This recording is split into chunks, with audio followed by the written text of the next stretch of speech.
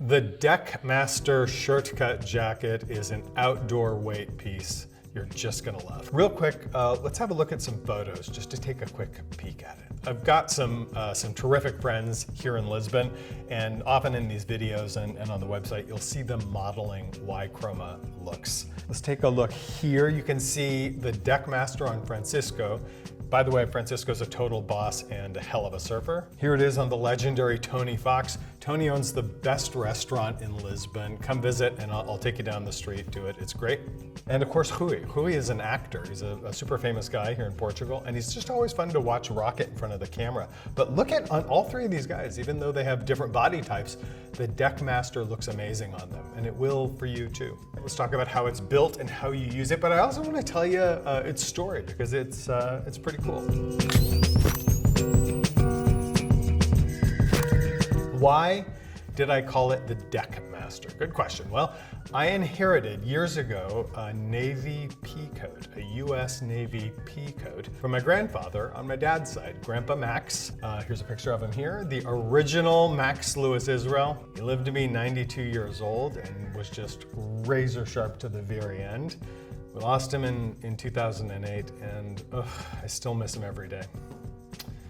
Anyway, the P coat, he was a radar operator in the US Navy in the Second World War. The coat was his. The US Navy did these things right. It was built solid, and at night it kept him warm on deck, which is why we call it the Deckmaster. Now listen, I was taller than my Grandpa Max thanks to some fortunate Norwegian genes on my mother's side, but he was broad-shouldered like me, right? So it always fit me kind of cool, kind of cropped, right? My son Xavier owns that jacket now, owns that coat now, and he actually also likes that about the way it fits him. I'd always wanted to do something like that pea coat, right? But everybody has a pea coat, right? They're all the same, and I just kind of wanted to do the concept justice and do it in a way that was fresh and cool and made you and me look fresh and cool wearing it, right? The world just did not need another pea coat. And then about a year ago, I found myself in A Coruña, Spain, at an exhibit of photography for the famous Peter Lindeberg. Let's get a picture of Peter here. Peter was a legend, right? He passed away in 2019, and the show for me was just a great way of reliving his work. One photo that night just nailed me. Here it is. Take a look at this. This is probably, by the way, a flagrant violation of copyright law showing it here, but until his fucking lawyers call me, I'll just share it with you. He shot this for Italian Vogue just a couple years before his death at 74. By the way, 70-something years old, and you can just see he's still razor sharp. He's still on it. I love that. There was something striking about that coat. And now look, I know she's probably like a supermodel, and we're somehow supposed to believe that she's in 1940 walking on the beach with her daughter, struggling to survive in a coat that probably costs more than a Fiat. But something about that great collar and that fabric just clicked with me, and I knew that's how I wanted to give new life to my 1940s coat from Grandpa Max. The collar is pretty typical for me. You guys know I always want that strong neck to shoulder line to give you a strong look up top. But that fabric, fuck. It's called boucle. You see it in a variety of forms. It comes from the French word meaning curled or ringed. And basically it's made from a series of looped fiber. It was a defining part of Chanel's early years. I think you guys have probably all seen that picture of Jackie O, right, wearing it. That's what it is. So if I was going to use boucle, my boucle could only come from one place, the French mill of Malia Kent, who've been doing stuff like this for years for designers, all the way from little old me here in Lisbon, all the way back to literally Coco Chanel. That's the heritage of this fabric, right? That's what you're dealing with.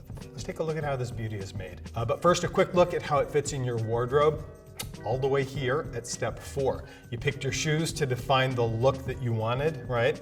You grabbed a pant and then a core shirt. You might have a sweater involved in step 3, or you might have skipped that.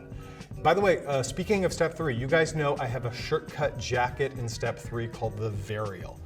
Different thing. That is a lighter weight. It's designed kind of more like a blazer, right? That isn't what this is. This is more of an outdoor weight garment. And it shows here. I mean, it's lined, right, like any other high-end coat. Nice and silky, I love that, right? Why do we do it? Keeps you warm, but it also slips off and on easily. So you don't look like you're fighting a fucking octopus as you try to take this thing off at the restaurant coat room.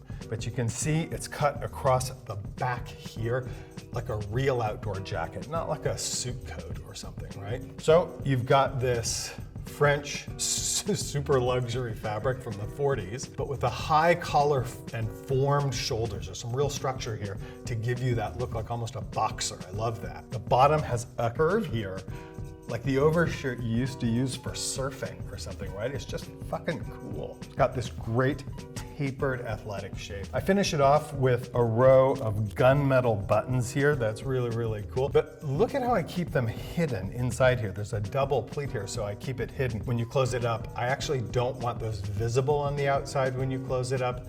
It's just super clean, a really nice touch, very chic. Typical for me, the chest pockets here are designed to accentuate your chest, to make your chest look bigger. The flaps here have magnets in them, so you can get your phone or your glasses in and out with no fuss like that. They make the satisfying ka-chunk click when you close them. I love that. Same here, magnets up here at the top to keep the collar in place, by the way. Nice little touch there. The bottom, we have hand warmer pockets down here. Listen, these are really just to keep your hands warm, right? We don't put a lot of crap in our pockets in this position here because at midlife you realize anything at all that adds even a little more bulk around your waist is probably just a bad idea. But these are great on a cold night to keep your hands warm. Even in dark colors, the fabric just projects this understated cool, I mean, and frankly, just kind of expensive vibe. And it should. It's a top quality garment and an investment grade piece. I built this not just for you, but really honestly, I fully expect this to last a lifetime. With a little luck, some grandkid is gonna have his own story about this in 75 years and it's gonna remind him or her of you.